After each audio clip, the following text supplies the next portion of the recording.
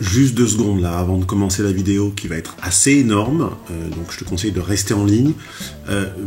J'ai pas oublié le jeu concours, donc je rappelle, parce que certains semblent l'avoir mal compris, le jeu concours c'est gagner 1000 euros de séminaire pour 3 personnes, non pas 3 fois 1000 mais 500, 300 et 200.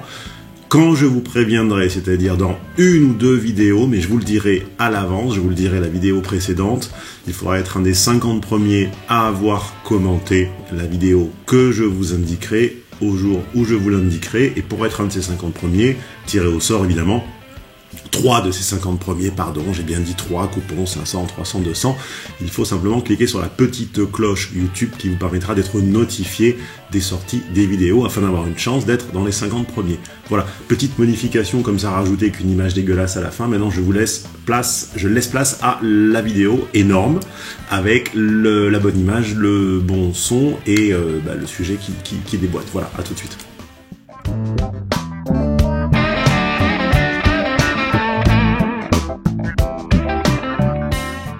Bonjour, c'est Stéphane Edouard, homme d'influence, marié au premier regard, etc. etc.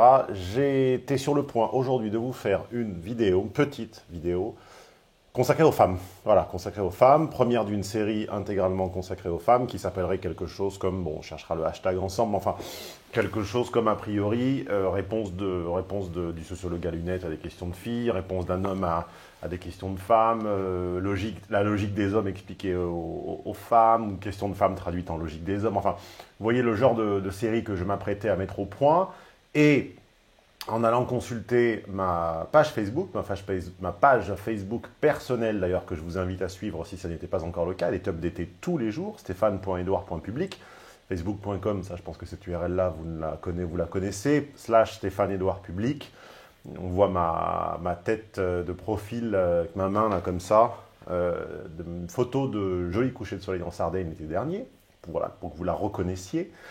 En la consultant et en consultant les commentaires, les partages que vous me faites dessus, vous m'avez fait tomber sur cet article de Rue 89 qui est tellement la confirmation sans faille, sans embâche, sans doute, qui est tellement la preuve absolue, si besoin en était, que j'ai raison, vous allez voir sur quoi, que je ne peux pas ne pas commenter cet article, je ne peux pas le lire avec vous, je ne peux pas me féliciter d'avoir eu autant raison.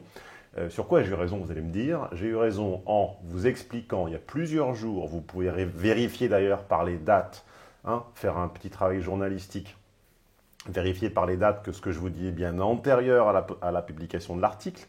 L'article date d'hier, 20 janvier 2016, la publication de ma vidéo intitulée « Le secret dramatique » ou « Le drame tragique que vous cachent les sites de rencontres » date de plusieurs jours, enfin elle est antérieure à cet article. D'ailleurs, allez la voir, tiens, si vous ne l'avez pas encore consultée, je vous attends là quelques secondes. Allez la voir. Voilà, vous l'avez vu? Bon, vous l'avez parcouru en diagonale au moins. Pour ceux qui ne l'ont pas fait, qui ont triché, qui n'y sont pas allés, ils ont tort. Puisqu'en plus, je leur avais mis le lien là, non seulement en description de vidéo, mais en plus dans le coin de l'écran. J'y expliquais notamment que le drame de site de rencontre, c'est que les filles les plus demandées sont évidemment les filles jeunes au sommet de leur désirabilité, ce qui n'est pas une surprise, mais ce qui est une surprise, c'est qu'en réalité, comme elles n'en ont fondamentalement pas besoin pour se créer des opportunités sérieuses, en réalité, elles y vont non pas pour rencontrer le prochain, mais pour oublier le précédent. Et comment est-ce qu'on oublie quelqu'un? On oublie quelqu'un en comblant une misère affective par de la misère sexuelle, en comblant un manque intellectuel par des rendez-vous creux, en comblant un manque physique par des histoires physiques sans lendemain. Bref, il n'est pour un grand nombre, une majorité de filles entre 20 et 30 ans citadines et apprêtées sur un site de rencontre, pas possible de construire une histoire sérieuse avec elles. Pourquoi? Parce qu'elles ne sont simplement pas disponibles, étant encore amoureuses d'un homme de la vraie vie, qu'elles ont vraiment connu charnellement, et qu'elles désirent, par un surcroît excessif et quantitatif d'attention, oublier. C'est-à-dire qu'on oublie, un être vous manque, et on repeuple On peuple son téléphone, son application, son ordinateur de demandes de contact, de demandes d'affection, de messages, d'attention et de compliments. Voilà, donc ça ce n'est pas un concept, c'est une découverte quasi heuristique, journalistique, historienne, sociologique que j'ai faite, que j'ai partagée avec vous dans cette vidéo intitulée « Le drame tragique » ou « Le secret dramatique », je ne sais plus, que vous cache Tinder, Appen et compagnie. Et là, eh ben, Juliette, le 26 janvier, me confirme et m'aide à vous démontrer, à vous prouver que j'ai encore une fois raison. Et nous allons parcourir ensemble. Voilà, regardez mon écran, je vois exactement la même chose que vous maintenant. Je vous donne mes lunettes. Juliette, 27 ans, a rencontré un garçon sur Adopte un mec, on saute l'introduction. Juliette, 27 ans, cuisinière pâtissière, c'est elle qui raconte. Lui, Charles, 27 ans, étudiant dans un truc, elle ne se souvient pas de quoi. Ceux qui seraient surpris par le fait qu'elle ne se souvienne pas de quoi, c'est parce que vous n'avez pas mon séminaire Logique des femmes. Si vous aviez mon séminaire Logique des femmes, vous sauriez que, en réalité, le domaine d'activité de l'homme importe peu. Ce qui importe dans le job de H pur, pour F pur, hein, pas pour les femmes toutes, hein, pour F pur, pour ceux qui ont des doutes ou des interrogations, qui ne comprennent pas bien, qui ne maîtrisent pas bien encore ces concepts F et H, qui sont un peu des abstractions, rendez-vous dans la vidéo que je vous mets encore là une fois en coin. Qui est F, qui est H? Est-ce que H est tous les hommes? Non. Est-ce que F est toutes les femmes? Non. Mais enfin, il y a quand même un peu de toutes les femmes dans F et un peu de tous les hommes dans H. Sinon, ils ne seraient pas des idéotypes, comme dirait Max Weber, ou des archétypes ou des centres prototypiques. Alors, lui est étudiant dans un truc, elle ne sait pas quoi, parce qu'en fait, elle s'en fout, hein, sinon elle saurait. Donc, elle ne sait pas quoi parce qu'elle s'en fout, et elle s'en fout parce que ça n'est pas intéressant. L'activité d'un homme, pour F pur, est en réalité le déterminant de sa capacité à s'insérer dans ce qu'on appelle un réseau hégémonique. C'est-à-dire que la capacité, le job d'un homme n'est pas lié à son intérêt collectif pour le monde, à son sens du sacrifice ou à la qualité, à la quantité de l'introspection et de création qu'il demande. C'est mesuré pour F pur à ce job va-t-il insérer mon homme, cet homme, dans un réseau hégémonique, c'est-à-dire dans le groupe des autres hommes qui incarnent les féodalités économiques et financières qui nous gouvernent. Hein. Sera-t-il un dirigeant? Sera-t-il un gouvernant? Et s'il ne l'est pas, sera-t-il inclus dans cette sphère médiatico-politique de gens bien placés, hein? Sera-t-il l'avocat d'une star? Sera-t-il... Voilà. C'est la définition et l'intérêt de F pur pour les jobs masculins. Ce n'est pas ce qu'ils font réellement de leur journée. La plupart du temps, ils n'en savent rien. Donc la preuve, encore une fois, hein, vous voyez mon écran, elle ne se souvient pas de quoi. Avant la rencontre, donc elle était très triste. Elle sortait d'une rupture terrible. Et c'est d'ailleurs un homme qu'elle avait rencontré sur Adopte un mec, ça peut arriver. Mais ce qui compte, c'est pas où elle l'a rencontré. Ce qui compte, c'est qu'aujourd'hui, on est 9 mois on est plusieurs mois plus tard, parce qu'elle a passé 9 mois à être dévastée de cette rupture. Et elle n'est pas, je vous souligne les phrases importantes, elle n'est pas prête à tomber amoureuse. Hein, voilà, je surligne, je souligne, je surligne. L'attention de n'importe qui lui suffit. Hein. Souvenez-vous que quand vous vous rendez, quand vous likez à outrance des profils sur un site de rencontre, ou sur une application de rencontre, ou sur Facebook ou sur Instagram, vous ne faites que combler un déficit d'attention féminin qui est un puissant fond, qu'elle soit sexuelle ou pas d'ailleurs. Donc les mecs qui s'étonnent de ne pas conclure, ou d'avoir aussi peu de ce qu'ils appellent conclusion par rapport au nombre de rencontres, forcément elles viennent pas pour ça, elles viennent pour combler un manque et une attention, qui sont incomblables, puisqu'en réalité, tu ne combles ton propre manque que par, un moment, l'acceptation de ton imperfection, de l'imperfection de l'autre, de l'imperfection consubstantielle de toute relation, et finalement, quand tu te contentes d'une personne. Quand tu es encore en train d'idéaliser un être que les circonstances de la vie t'ont ôté, de toute façon, comme elle le dit, tu n'es pas disponible, tu ne peux pas tomber amoureuse, tu combles des manques. Tu te contentes, quand tu es une fille apprêtée et disponible, d'enchaîner les verres qu'on t'offre. Hein, regardez, c'est un peu chiant le truc Twitter là, qui s'affiche tout le temps. Tant qu'on allait boire un verre, ça m'allait. Donc en fait, cette fille s'est fait offrir des centaines et des centaines et des centaines d'euros de verres. On va le voir en plus par rapport à ce que l'on imagine de sa métaphysique des valeurs. Les verres ne devaient pas être donnés par des inconnus et c'est tout ce qui comptait pour elle. Et si l'un d'entre eux CF, le phone coaching que je vous ai demandé d'aller réécouter, venait à monter en charge émotionnelle, c'est-à-dire à lui montrer de la tendresse.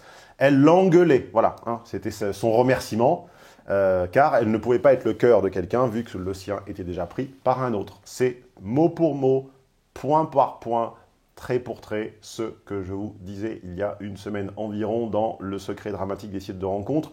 Quiconque, le prochain, doute encore, ou trouve cynique, ou trouve âpre, ou trouve misogyne mes constats de phone coaching, je referai autant d'années que nécessaire l'épreuve de tout ce que j'ai avancé, comme je suis en train de le faire aujourd'hui. Alors, évidemment, ce n'est pas parce qu'elle ne peut pas tomber amoureuse qu'elle ne peut pas en tirer un profit. Hein. C'est ce qu'on appelle en sociologie la rationalité limitée ou la rationalité pratico-formelle. Hein. C'est-à-dire qu'il faut que soit que ça rapporte, soit que ça soit pratique, soit que ça nous résolve un problème. Donc voilà, donc il y a un homme qui est devenu son banquier, hein, donc forcément donc, il lui file de la thune. Un amant ami, donc un fuck friend, parce que le banquier ne devait pas être assez sexué physiquement, ne devait pas être assez beau, ne devait pas être assez jeune, ne devait pas être assez appétissant pour jouer le rôle de l'amant ami. Donc le moche, évidemment, est devenu le banquier, et le plus jeune, le plus sexy, est devenu l'amant ami, avec qui elle baisait tout en racontant qu'elle s'est faite baiser par un autre, hein, puisque avec qui on se racontait nos rencontres. Il y a aussi eu des trucs pourris, bon ça on saute, c'est pas intéressant. Elle faisait de l'excès, donc encore une fois, qu'est-ce que je vous ai dit il y a quelques minutes, elle n'était pas hyper sélective, elle ne pouvait simplement pas l'être. Quand on fait du quantitatif, on ne peut pas être sélectif, puisque quand on a les meilleurs, on ne peut pas avoir les plus nombreux, et quand on a les plus nombreux, on ne peut pas avoir les meilleurs. Hein. Ça, je pense que vous connaissez ma position sur le sujet. Et elle nous confirme ce que j'ai dit, et ce que j'écris d'ailleurs dans le livre que je suis en train d'écrire sur la compatibilité amoureuse, qui sortira normalement au printemps, chez M6 Éditions. Elle écrit « Si la photo du type me plaisait, je le mettais dans mon panier », ce qui prouve bien que la définition de la femme-enfant, c'est la beauté. Voilà. La beauté avant tout. Hein. C'est les mêmes filles qui, à 10 ans ou 15 ans, étaient amoureuses de David Beckham, des boys bands, etc. Hein. On ne se définit par son... On ne devient adulte que lorsque l'on relègue l'attraction physique à une des déterminantes, évidemment, de la matrice, mais pas la première. Elle ne surdétermine pas, évidemment, tous les aspects, sauf quand on est un enfant. Alors, et d'ailleurs, ça, je vous la souligne également, celle-ci, c'est très, très intéressant, cette réponse. Elle vient y trouver ce qu'il y a à apprendre, ce qui confirme bien qu'elle ne peut pas tomber amoureuse, puisque suivez bien la séquence logique que je vais vous faire. Comme dit le poète Grégoire Lacroix, l'amour, ça ne se fait pas, ça ne se prend pas, ça se donne. Donc quelqu'un qui vient sur un site prendre ne peut pas donner, donc ne peut pas aimer, ne peut pas tomber amoureuse. Je répète, l'amour, ça ne se fait pas, ça se donne, ça ne se prend pas, ça se donne. Magnifique, sublime citation de mon ami et poète et ami Grégoire Lacroix, peut-être sa plus belle. Donc l'amour, c'est consubstantiel à être en capacité de donner. Quelqu'un qui vient uniquement prendre ne peut pas donner, et voilà le paradoxe, voilà l'antinomie, voilà son problème, et voilà ce qui crée la souffrance dont elle a besoin pour grandir. Hein. Rappelez-vous, on passe de femme enfant à femme adulte en souffrant suffisamment pour arriver à changer de stratégie. Hein. On ne change que quand on souffre. Tant qu'on n'a pas souffert, on ne change pas. S'il y a des praticiens de santé parmi vous, s'il y a des kinés, des ostéos, des médecins généralistes, etc., des radiologues, vous savez pertinemment que lorsque vous recommandez un changement d'alimentation, de posture, de soins à un patient, il ne le fera que quand il souffrira suffisamment. Je passe un bonjour à Kevin, d'ailleurs, qui est ostéopathe et qui regarde peut-être cette petite vidéo. Il me disait lui-même, à plusieurs reprises, Kevin qui est ostéopathe, que lorsqu'il conseille des exercices à un patient de souplesse ou pour son dos ou pour sa jambe ou son genou, le patient ne les fait pas tant que son seuil de douleur ne dépasse pas 6, 7, 8, 9 sur 10. Hein, on ne change que quand on a mal, et on ne se décide à mettre en place une nouvelle stratégie pour remplacer une précédente qu'après avoir souffert suffisamment, s'être dévoyé et s'être autodétruit. Et donc, évidemment, l'autodestruction, vous allez la retrouver, petite recherche de texte, elle en parle, autodestruc. Vous voyez ici, alors, destruc, voilà. 9 mois d'autodestruction. En réalité, Juliette, ce n'est pas de l'autodestruction à proprement parler, c'est de l'auto-destruction-reconstruction. En fait, tu es en train de grandir, tu es en train de dépasser ton accumulation de mecs beaux sans fin en intégrant, en digérant en fait ce qui a déçu le premier homme de ta vie, l'homme que tu décris comme étant de facto l'unique homme de ta vie pour l'instant. S'il est parti, c'est que tu l'as déçu ou que tu ne l'as pas contenté suffisamment. S'il est parti, c'est que quelque chose lui manquait en toi. Et tant que tu n'as pas compris ce qui lui manquait, donc ce qui a causé son départ, et donc ce qui a causé tes 9 mois d'autodestruction, tu ne grandiras pas. Voilà, c'est comme ça que ça se passe. C'est amer, mais en même temps, c'est finalement nécessaire. Donc, elle arrive chez son fameux match. On repère un certain nombre de marqueurs, hein, encore une fois, qui nous permettent de comprendre le système de valeurs de Juliette, sa métaphysique des valeurs, sa machine philosophique. Hein. Alors, qu'est-ce qu'on sait de ce mec? Ni ce qu'il fait, ni ce qu'il caractérise, ni son caractère, ni un détail physique, de gestuelle, d'attitude, ce qu'il dégage, ni son champ lexical, ni son sens de l'humour, ni son emploi, on l'a dit, ni ses études. On sait que son immeuble est bourgeois, qu'il se situe dans un quartier bourgeois, qu'il est bronzé comme une personne qui revient de vacances, hein, ce qui compte étant moins qu'il soit bronzé que le fait qu'il revienne de vacances, c'est-à-dire que il est, encore une fois, comme on le disait, inséré dans un réseau hégémonique, oligarchique de gens qui peuvent se permettre d'aller en vacances pendant que les gens bossent. Alors, elle ne dit pas si bronzer ou pas lui plaît, en réalité elle s'en fout de la couleur de la peau. C'est toujours un marqueur social. Hein. Il a ce qu'il peut, il est ce qu'il peut se permettre d'être, car il peut se permettre de faire ce que les autres ne peuvent pas se permettre de faire, notamment partir en vacances au milieu de l'année. Ce n'est pas son type d'homme, mais c'est un bel homme. Donc là, ce que cette phrase veut dire, c'est ce n'est pas mon genre, il n'est pas une part de camembert, il n'est pas, pour ceux qui ne comprennent pas le camembert, je ferai une petite explication plus tard dans une autre vidéo, raison de plus pour vous abonner à cette chaîne, pour en être prévenu, et mettre la petite cloche pour être notifié.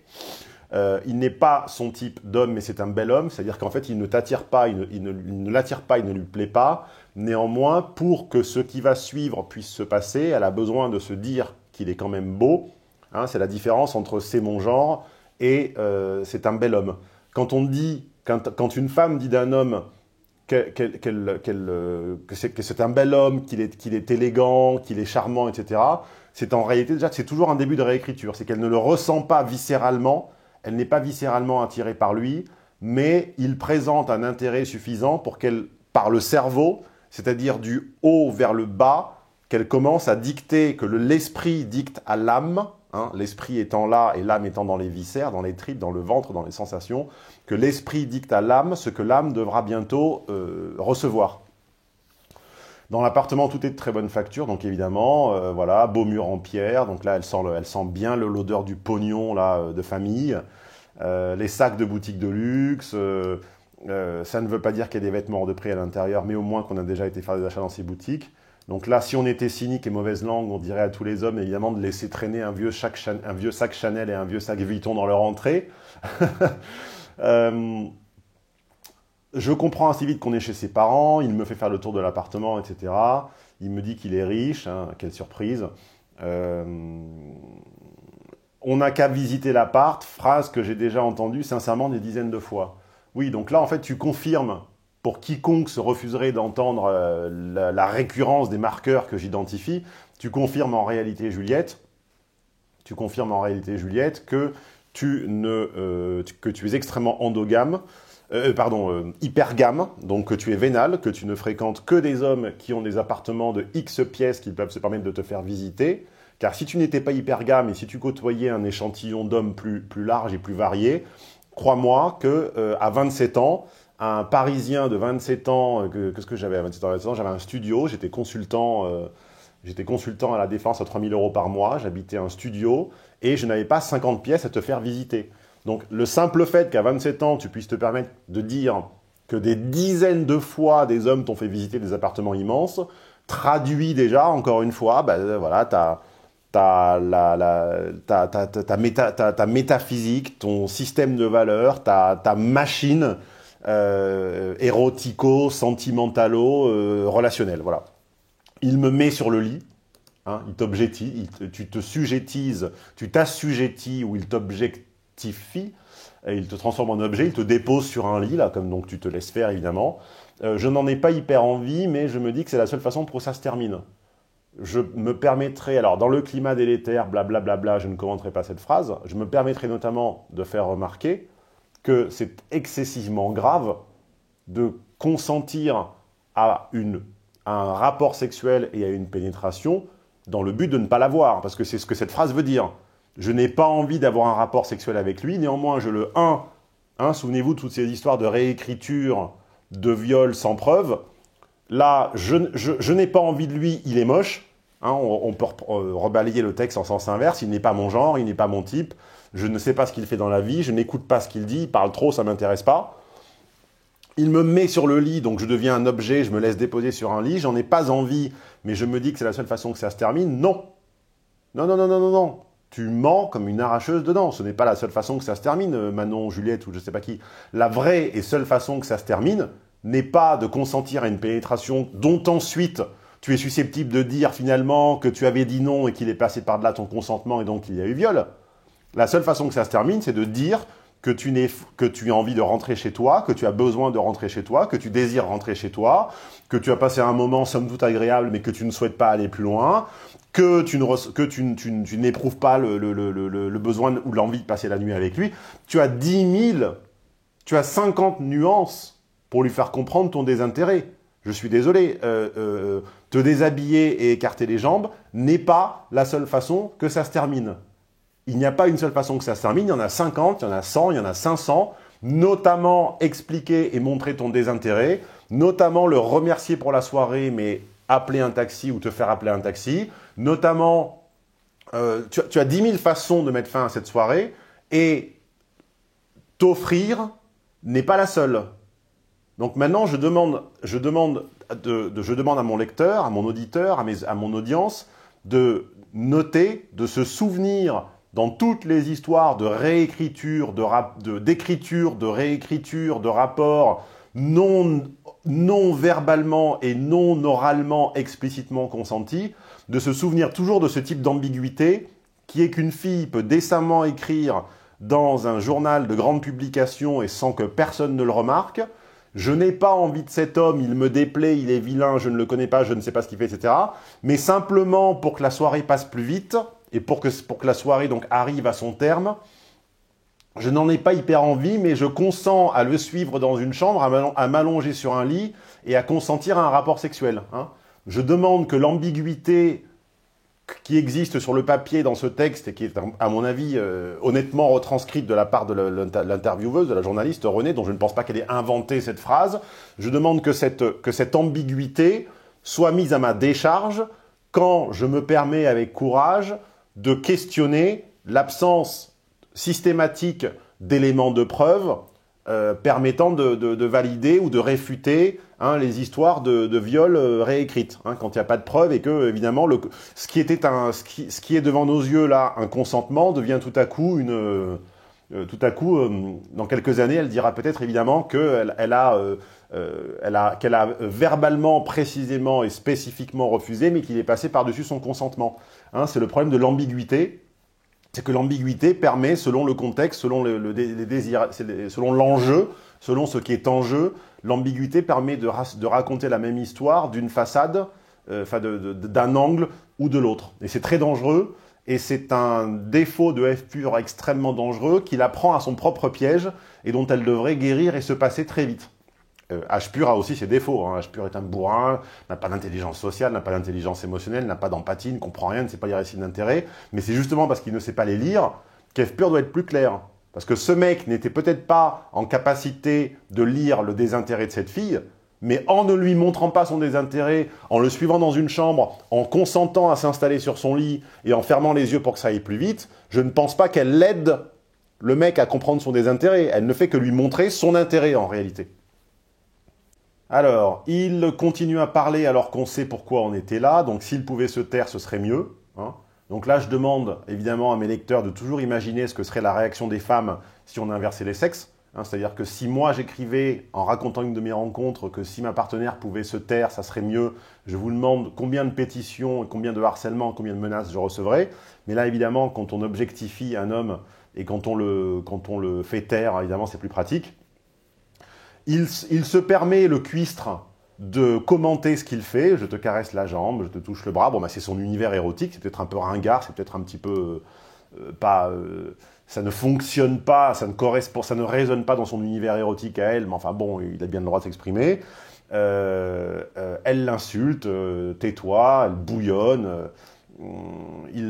Donc là, il rentre dans une espèce de rapport sadomaso inversé. J'adore être dominé. Donc, ce qui lui permet d'insister, ta gueule. Elle le traite d'idiot, hein, évidemment. Donc, il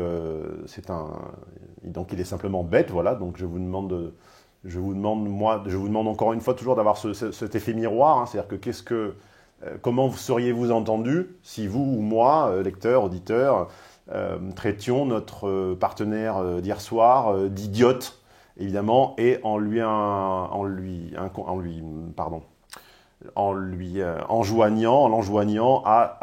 ordonnant de se taire, évidemment, parce qu'elle est une idiote. Tu vois, sois belle, tais-toi et fais-toi baiser.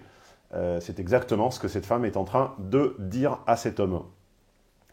Donc, attention, donc on était déjà sur une double ambiguïté précédente, là ça devient une quadruple, c'est-à-dire je le suce, pardon d'être franc, enfin je ne fais que lire rue 89, hein, je le suce. Il y a rarement des hommes qui font les deux, parler et se faire sucer. C'est-à-dire, je le suce pour qu'il se taise. Je le suce pour qu'il se taise, alors qu'en réalité, rappelez-vous, la vraie option pour mettre fin à cette situation gênante, c'était de partir. Là, elle est en train de consentir à un rapport orogénital, oral et génital, dans l'objectif extrêmement ambigu et extrêmement dangereux pour la réécriture plus tard, dans 5 ans, dans 10 ans, dans 15 ans, dans 20 ans de cette histoire, dans l'objectif qu'il se taise. C'est-à-dire, pour que tu te taises, je vais te sucer. Je vous demande de mesurer la logique formelle, la logique, encore une fois, la rationalité formelle, la rationalité pratico-formelle de cet enchaînement logique. Cet homme qui me débecte, à qui je suis en train de supplier de se taire et que j'insulte, je consens à le sucer pour qu'il me parle moins. Voilà, je vous demande de mettre en balance, de relativiser tout ce que vous avez pu penser précédemment par rapport au consentement à la vue et à la vue de ces logiques féminines dont le moins qu'on puisse dire, c'est que c'est extrêmement ambigu, hein, de visiter une chambre, de s'allonger, de consentir à un rapport sexuel et de sucer quelqu'un parce qu'il nous déplaît, qu'on a envie de partir. C'est quand même le moindre des qualificatifs qu'on puisse donner à ce comportement, c'est ambigu. Voilà, je ne dirai pas plus dans un climat délétère, mais ambigu me semble être la moindre des qualifications à accoler à la soirée de cette jeune femme. Bingo, silence, donc sa stratégie a fonctionné. Je me dis, allez, on va faire une pénétration et je vais rentrer chez moi. C'est-à-dire, allez, je vais consentir à un rapport non consenti pour pouvoir rentrer chez moi. Hein, parce qu'elle pouvait pas rentrer. Voilà, c'est l'escalade des engagements, la fuite en avant systématique pour toujours laisser une ambiguïté, ce qu'on appelle un slack, ce qu'on appelle du mou. Hein. Le slacktivisme, ce sont les activistes mous. Et le slack dans les décisions, c'est cette capacité à, en dernière instance, laisser l'autre faire pencher la balance en fonction du oui ou du non, pour pouvoir, nous, en dernière instance, dire que finalement, on n'était pas vraiment d'accord, mais il l'a un peu poussé. Donc, il essaie de me pénétrer, et là, se rompt le frein, ça saigne beaucoup, etc. Il me regarde mal à l'aise, il est comme un con, donc je vous rappelle qu'il était déjà idiot, donc maintenant il est doublement qualifié pour l'hiver. Hein. J'espère que cette histoire n'était pas au printemps où on était, parce que là, il est en train de l'habiller pour l'hiver. Donc, il était idiot, maintenant il est con, il est gêné. Elle part, évidemment, soulagée de s'en débarrasser. C'est-à-dire que, en fait, donc elle est soulagée de s'en débarrasser, elle pense au sang, elle a peur des maladies. Voilà, elle propose simplement d'appeler un médecin et elle se casse heureuse, en fait, débarrassée. Et nous confirme, au cas où on ne l'aurait pas compris, au cas où un doute nous resterait, qu'elle se foutait de sa gueule, qu'elle se fichait de lui, hein, je cite toujours, tout en me disant « Merde, si ça se trouve, il lui est arrivé quelque chose hein, ». Donc encore une fois, logique féminine, je dis que je m'inquiète, mais en fait je ne m'inquiète pas, parce qu'en réalité, si elle s'inquiétait vraiment, elle l'aurait rappelé. Mais elle ne l'a pas rappelé, elle l'a vu connecter sur Adopte un mec quelques jours plus tard, ce qui lui permet de se dispenser, de prendre de ses nouvelles et de nous dire à nous qu'elle s'est inquiétée, donc qu'elle a de l'empathie, donc que c'est une fille bien. Donc, quand je m'inquiète pour quelqu'un, je l'appelle. Je n'attends pas de le recroiser sur un site internet, surtout si je l'ai laissé en sang. Et là, donc je vous laisse lire. Ton pénis, comment il va? Donc lui, évidemment, encore une fois, construction du fantasme masculin, CF, Lolita de Nabokov, tout homme bloqué dans sa construction érotique, dans une scène comme ça qui n'a pas pu se terminer pour une raison quelconque, évidemment, en fait un fantasme. Tout à coup, cet homme est en train de fantasmer sur cette fille, qui lui demande d'arrêter, qu'il y a des erreurs à ne pas recommencer. Elle rencontre d'autres garçons, évidemment, parce qu'il ne faudrait pas quand même s'arrêter en si bon chemin dans ce processus d'autodestruction-reconstruction. Voilà, c'était hyper rare, ses questions étaient un peu différentes, il ne cherchait pas un plan cul. Voilà, donc... bref, et puis elle a finalement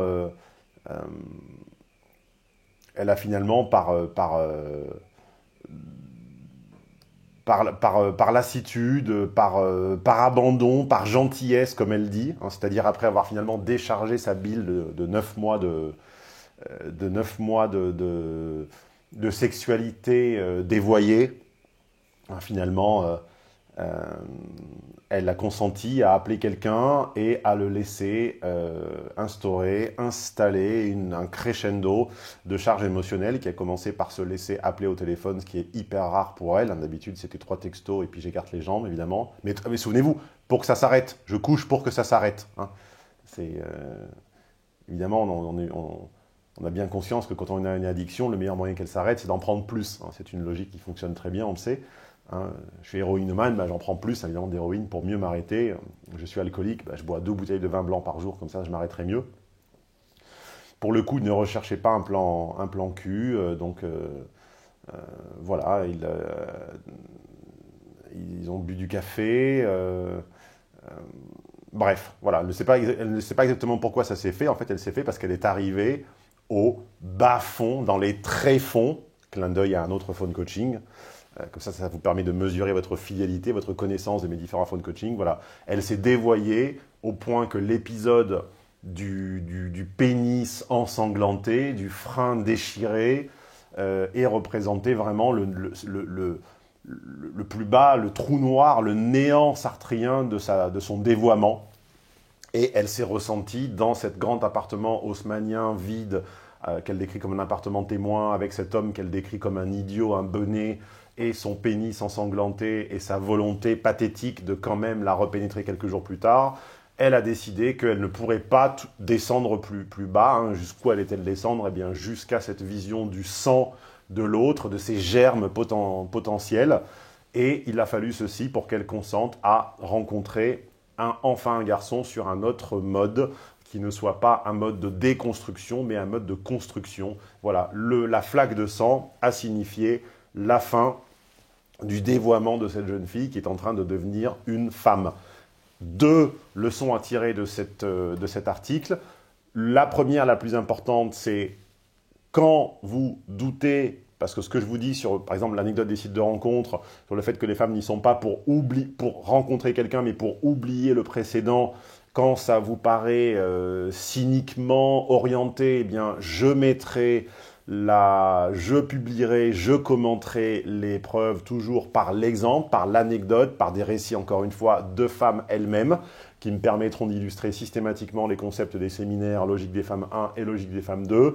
Et le deuxième, donc, outre le dramatique secret des sites de rencontres, hein, qui sont que les femmes viennent pour recueillir de l'attention, des expériences sexuelles et se dévoyer, eh bien que à un moment, l'expérience de trop sera celle qui sera sanguinolente, qui sera dégueulasse, qui se terminera dans la souffrance, dans la blessure, hein, où le sang symboliquement viendra laver comme un sacrifice romain, comme les sacrifices que l'on faisait à Rome sur la Rapachis, sur la tombe d'Auguste, viennent laver cette phase de dévoiement et permettre aux fleurs de croître, de pousser sur cette terre souillée et de se recréer une nouvelle néo-virginité.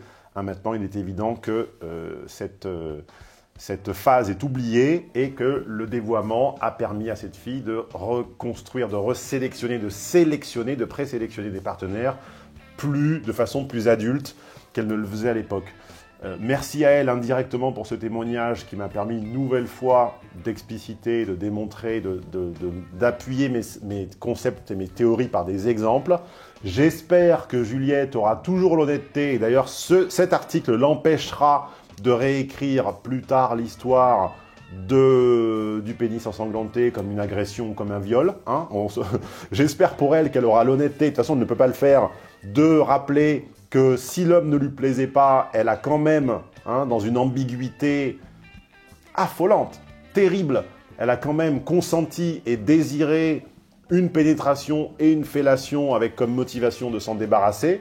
Hein, on ne rappellera jamais assez l'ambiguïté de ce comportement et le risque de ce type de comportement d'entraîner des réécritures qui pourront ensuite condamner le pauvre garçon à l'opprobre public faute de preuves, hein, donc avec comme seul argument de défense finalement son récit.